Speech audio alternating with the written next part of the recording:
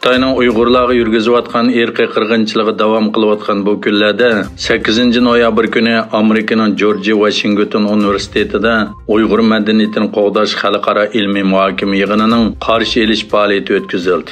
Bu faoliyatga Amerika Davlat Majlisi, Amerika Tashqi ishlar ministrligidagi yuqori darajalik arboblarga alohida ko'ngil bo'lgan bo'lib, ba'zilari naq maydonda so'zlagan bo'lsa, ba'zilari tor orqali ko'ngil so'zlarini bayon qildi. 9 dekabr Uyg'ur irqiy qirg'inchilik kuni munosabati bilan o'tkazilgan bu xalqaro ilmiy muhokama yig'inini Uyg'ur akademiyasi bilan Dunyo Uyg'ur qurultiyi birlikda uyushtirgan. George Washington universiteti, Indiana universiteti, Drexel universiteti, Uyg'ur kishilik huquq qurilishi, Uyg'ur harakati, Uyg'ur Amerika birlashmasi, Uyg'ur projekti fondi, Ipak yo'li tinchlik projekti, Yaponiya Uyg'ur jamiyati qatorliq ko'plagan o'rin va tashkilotlar qo'llagan va yordam bergan. 52 xalqaro Uyg'ur tashkiloti Saudiya Arabistonni ziyorat qilayotgan Xitoy rahbari Shi Jinping bilan ko'rishadigan davlat boshliqlari va xalqaro tashkilotlarning vakillarini Xitoyning hokimiyatining Uyg'urlarga qaratgan inson qilipidan chiqqan muomalasiga va davomlashayotgan irqiy qirg'inchilik siyosatiga qarshi inkos qaytarishga chaqirdi. Saudiya Arabiston hukumat organi SPI'ning xabariga qaraganda, Shi Jinpingning Saudiya Arabistonga qilgan ziyorati doirasida yeshil energiya, quyosh energiyasi, uchur texnikasi, bulut mulozimati, qatnash, ashyo oburti, turalg'u va qurilish qatorliq har qaysi sohalarni o'z ichiga olgan 34 mablag' selish kelishimini imzolagan.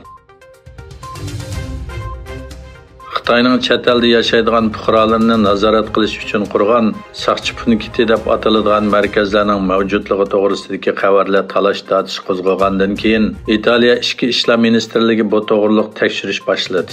Italiya taratqullarining xabariga qaraganda, Xitoyning dunyoning har qaysi joylarida taxminan 100 dan ortiq saqchi punkti bor bo'lib, ular o'z xalqini nazorat qilish va o'qitish shaxslarni davlatga qaytarish uchun harakat qiladi. Xabarlarda aytilishicha, Italiya poytaxti Rim va Florensiya, Prato, Pulzano, Venetsiya qatorliq shaharlarda 11 Xitoy saqchi punkti bor bo'lib, bu rayonlarning hammasi Xitoylar to'plashib yashaydigan rayonlar ekan.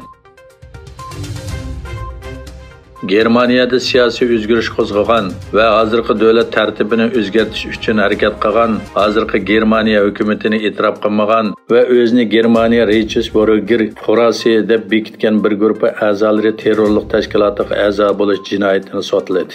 Harakatda qo'lga olinganlarning ichida 700 yillik bir xonadonlikning a'zosi Shahzoda Heinrich bor.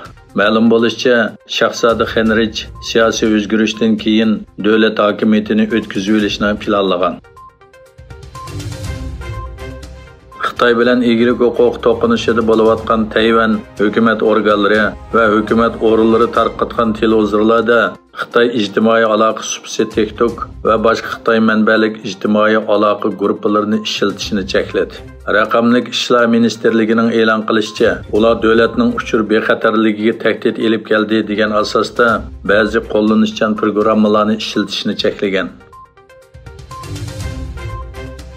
Xabar qilinishicha, Qirg'iziston va Xitoy mutaxassislari Xitoy-Qirg'iziston, O'zbekiston temir yo'l qurilishi to'g'rini boshlash uchun o'zlarining tekshirish xizmatlarini tamomlagan. Qirg'iziston Prezident axborot markazining bayonotiga qaraganda, Prezident Sadir Japarov poytaxti Bishkekni ziyorat qilgan, Xitoy muavin bosh ministri Hu Jinxuani qabul qilgan. Japarov Xitoy, Qirg'iziston, O'zbekiston temir yo'l qurilish to'rini ikki davlatning muvaffaqiyatli hamkorligining misoli sifatida o'tirg'a qo'ygan.